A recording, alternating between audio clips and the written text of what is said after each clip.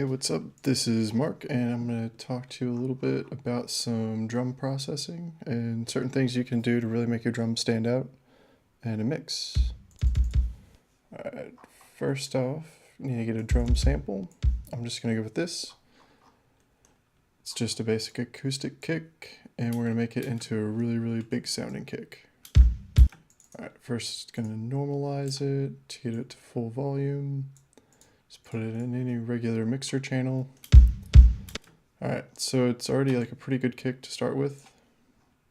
So I'm not going to have to do too much, but one of the first things I'm going to have to kind of do is ask myself questions to see what I need to do. So it's not going to do too much good and without a context of an actual song, but keep that in mind whenever you're actually doing your drums, that the context of the song is the key part and how it sounds with everything else.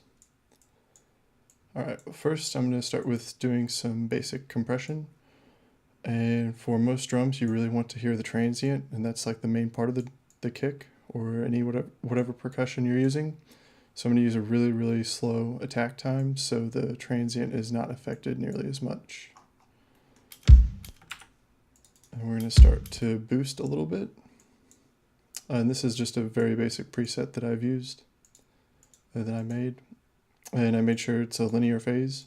If you can, use linear phase just so it won't upset your phases as much. And I can show you the difference between linear and non-linear really quick.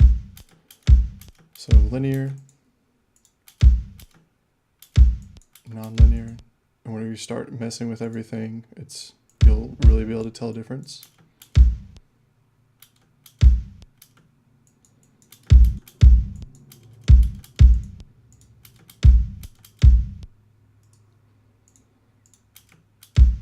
Alright, so I'm going to start raising or expanding the low end to get the low end to really come through and punch. And you can hear that. So with, without. Alright, you can just hear that the low end's a little bit beefier. I'm going to start to add some saturation into it to put some of the low end and bring it into the high end a little bit.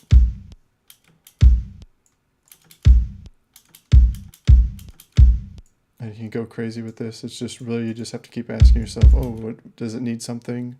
And adjust accordingly. And go crazy with anything. There are no wrong ways to do something here.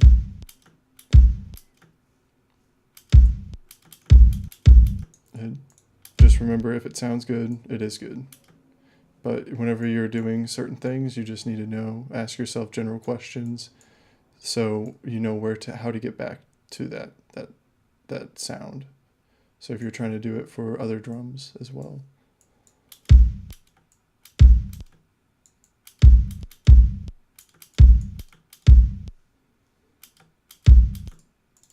Alright, and I can hear a little bit of clicking at the end, so I'm going to fade out part of this. And you can also apply a bleed cut so I don't hear that clicking anymore.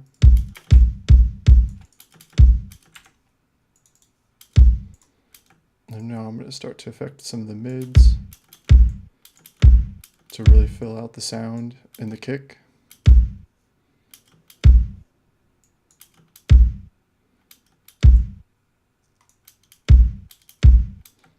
And I'm just applying a little bit of saturation.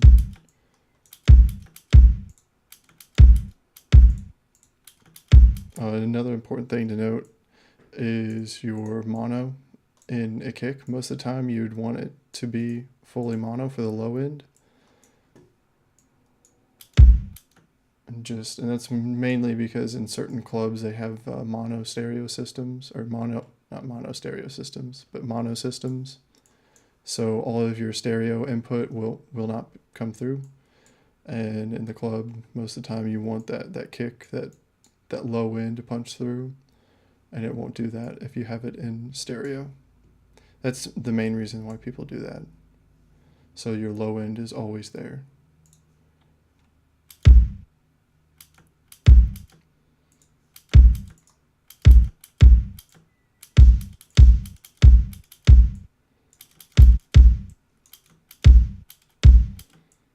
And really I'm just boosting all of these a little bit so it's sucking up on the sound. And another thing you can do, another little trick that I like to do sometimes, is you can start doing parallel processing on drums to get some really cool effects. So I'm just gonna put it to these two mixers and then route those to this little kick bus. I'll label that. And then you'll have to mix in accordingly of what you want to come through where. So for one of these, I'm going to just distort the ever-living hell out of it.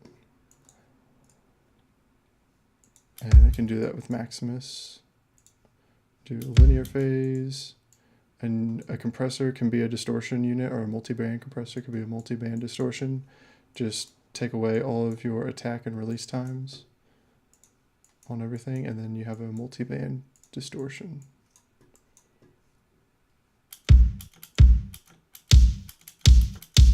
And you can go crazy, just do whatever sounds right.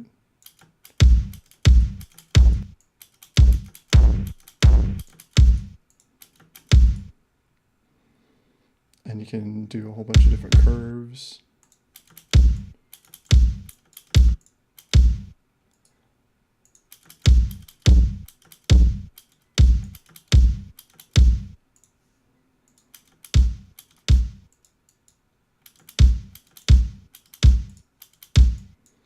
This is really just to add a little bit of crunch to everything and a little bit of excitement. And it will really help punching through a mix really well because you're adding a lot of higher end frequencies.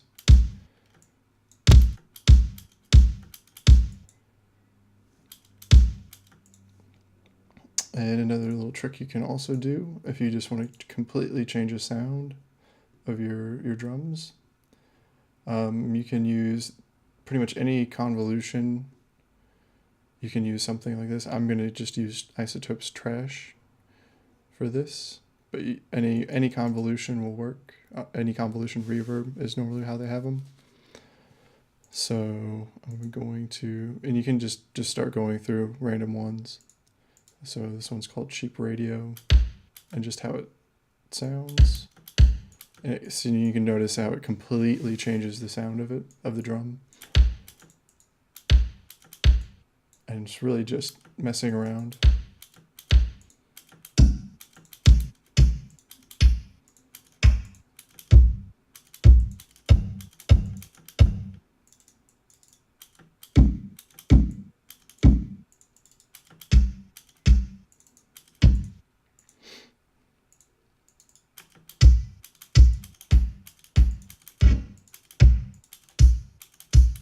Alright.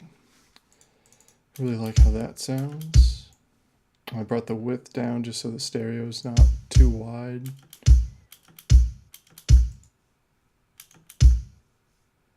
Alright.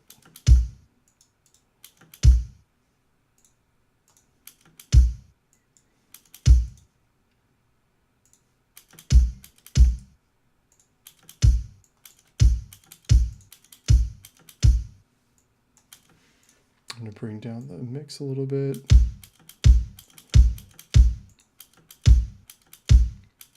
And just listen to before and after. So that's our before, after. Quite a big difference. Sounds a lot bigger and will definitely stand out in a mix better. Alright, and it's not necessary, I mean, generally like the less plugins and stuff you can add, probably the better. But for this, it's just to actually get the sound, so it doesn't matter too much. Alright, and I'm just going to do a final stage of compression just to help bring everything together and to mix it together.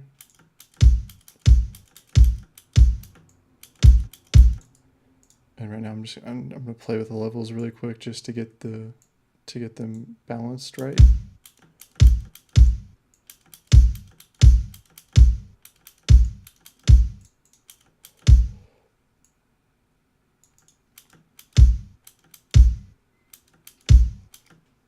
And playing with release times on drums really helps.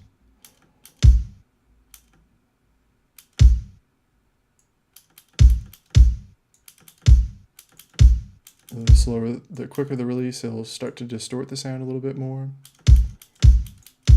As you can just see from the curve right here, it follows the actual input sound a little bit more. And as you increase the release time, it'll start to hold your compression a little bit longer. In this case, it's sucking everything up, so it's going to hold the level up a little bit more for a little bit longer.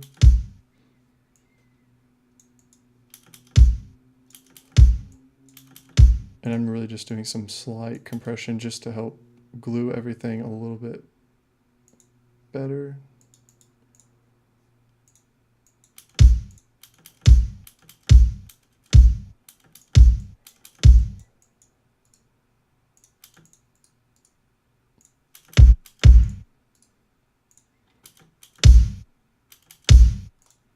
All right, I'm going to back that down a little bit.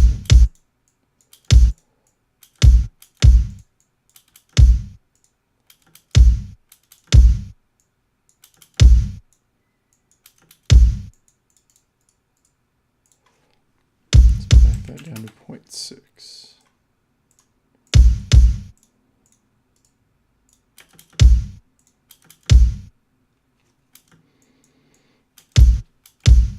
Put the sub and the low end back into mono.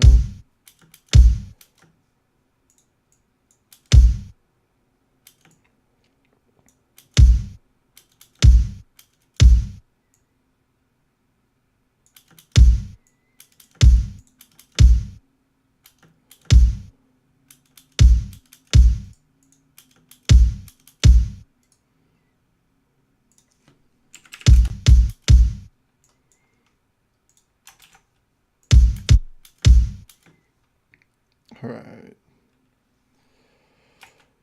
Now I'm going to do a little before and after just so you can see all the progress that we've made.